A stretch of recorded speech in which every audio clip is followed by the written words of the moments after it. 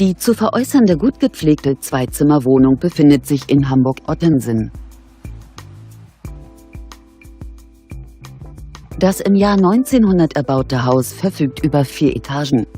Die Wohnung befindet sich in der 4. Etage und wird über eine Gaszentralheizung beheizt. Das Objekt verfügt über eine Dachterrasse, ein Schlafzimmer, ein Badezimmer, eine Einbauküche und einen Keller.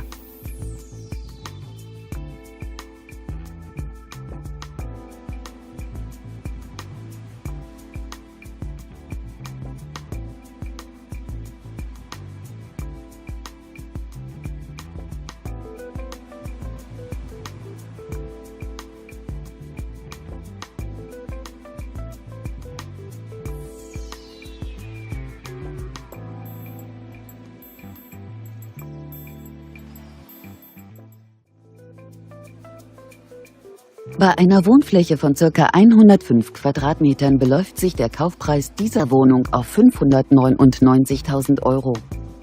Wir freuen uns, Sie näher zu informieren.